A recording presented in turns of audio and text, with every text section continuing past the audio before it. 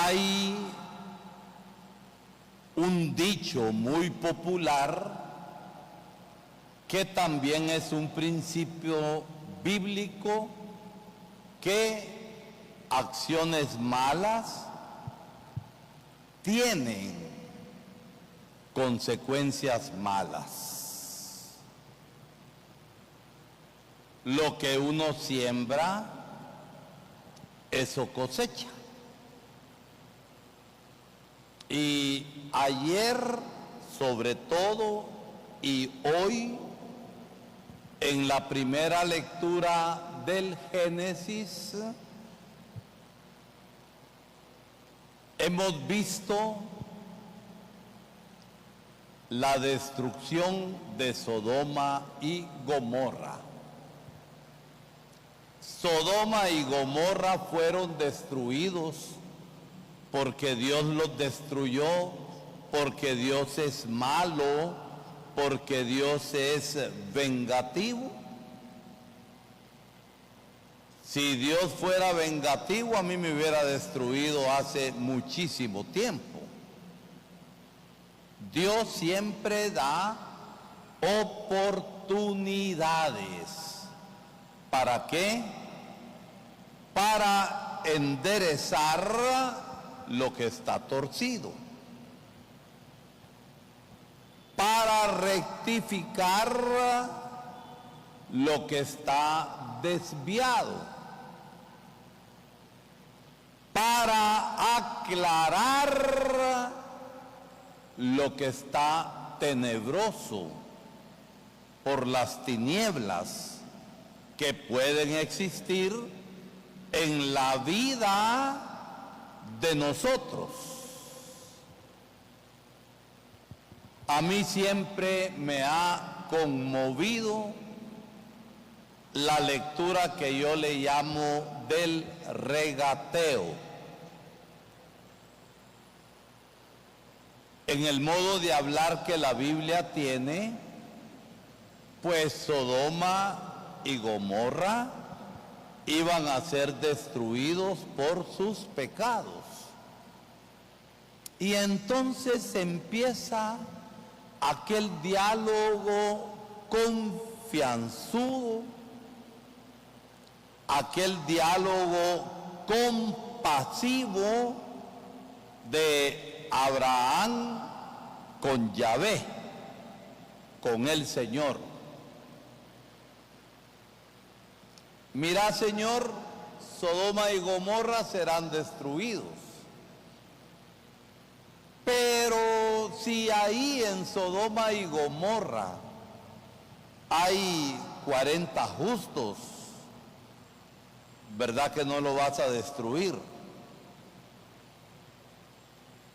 Y Dios dice no por esos 40 justos. Y como que si estuviera en el mercado, sigue Abraham diciendo: mira, Señor, que no te moleste. Y si solamente hay 30, por esos 30 justos no los voy a destruir. Y así se va llevando al Señor hasta abajo. Que no te moleste. Y si solamente hubiera 5, por esos 5 no los voy a destruir. Pero no había ni 5.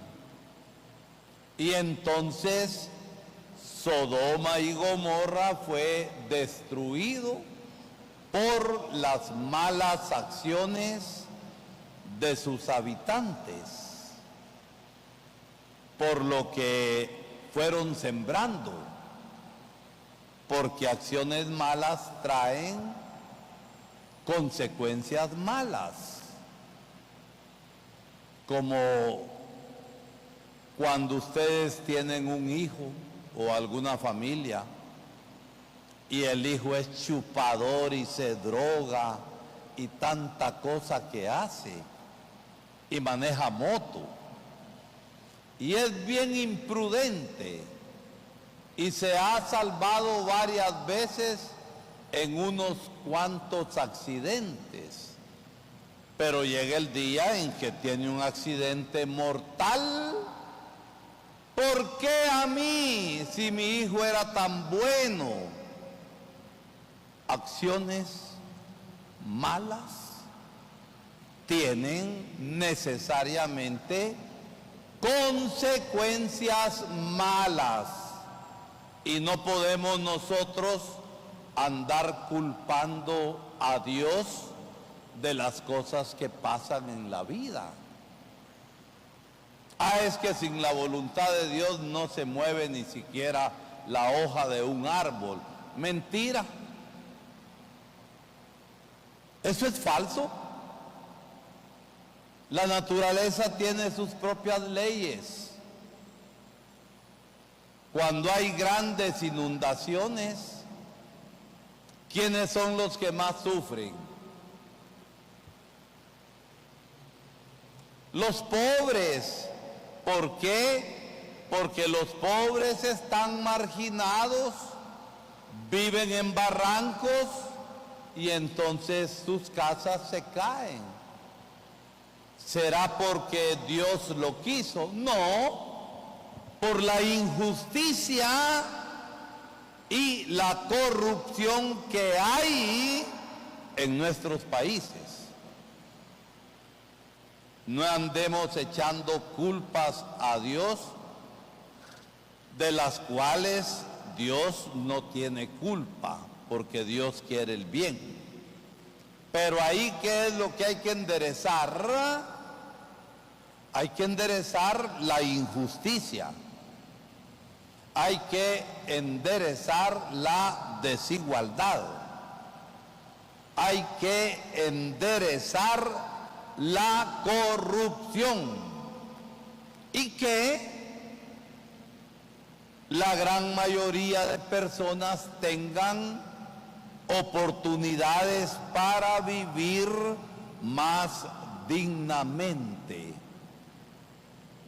Es responsabilidad de nosotros los hombres. Ahora bien, podemos aprender de Abraham.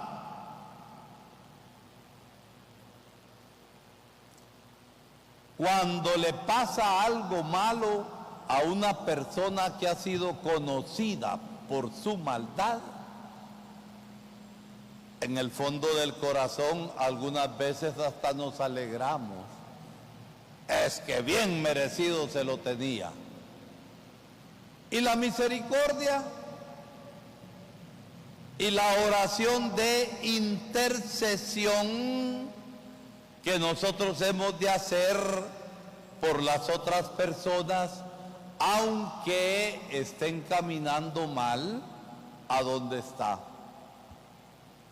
Vayamos al mercado de la misericordia y ahí regateemos al Señor.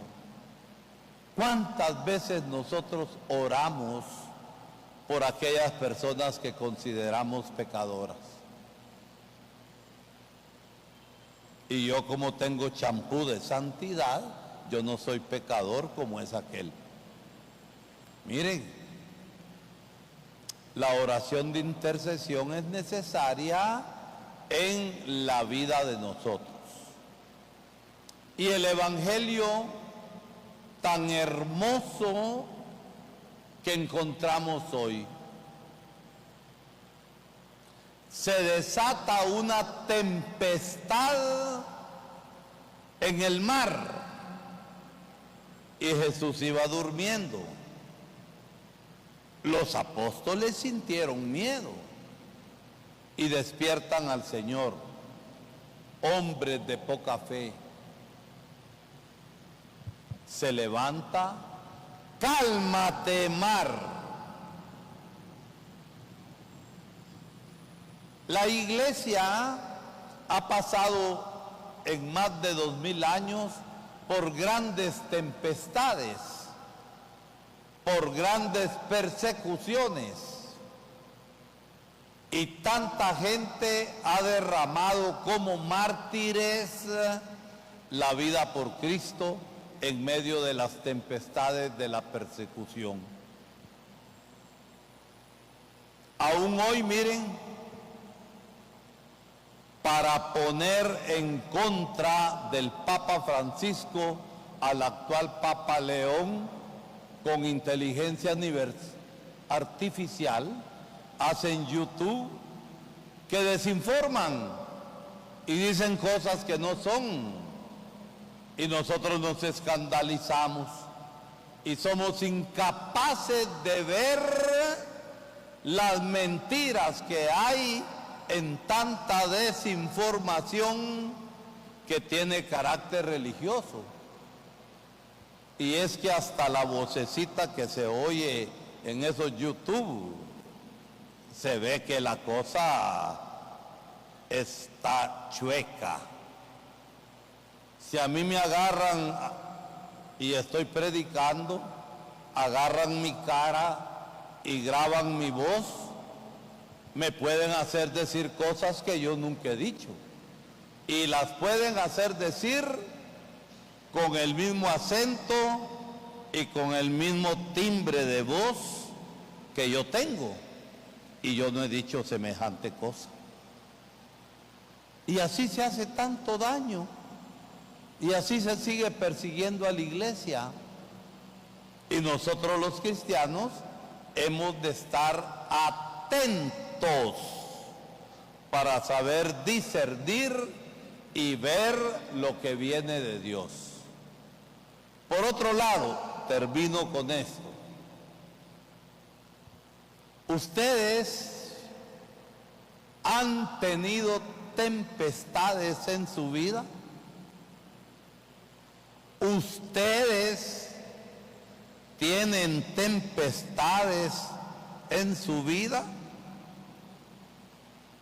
Aún la santa hermana Ingrid, que está aquí, chiquita, pero ha de tener grandes tempestades. Y vieran los ciclones que tengo yo.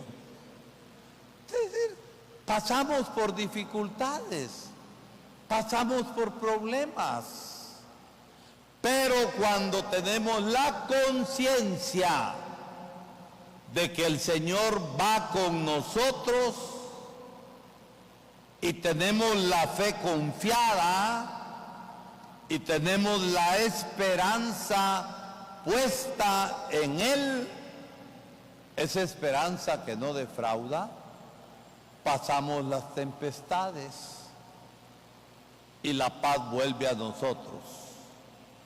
Pero que el Señor nos dé espíritu de sabiduría para saber discernir y darnos cuenta de la presencia del Señor en medio de nuestra vida, de la presencia del Señor que nos calma y nos llena de paz.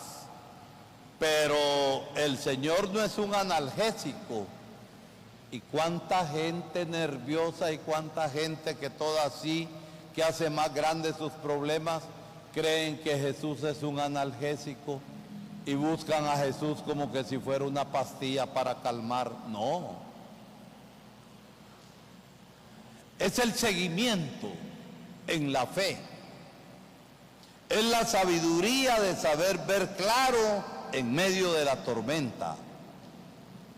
Es la fortaleza en medio de la debilidad que el Señor nos va dando para ir superando las tempestades que tantas veces tenemos nosotros. No es cierto que cuando somos nerviosos y desconfiados nos ahogamos ni siquiera en un vaso de agua, sino en una gota. Nos falta la confianza y nos falta la fe para saber que en Cristo Jesús nosotros somos fortalecidos.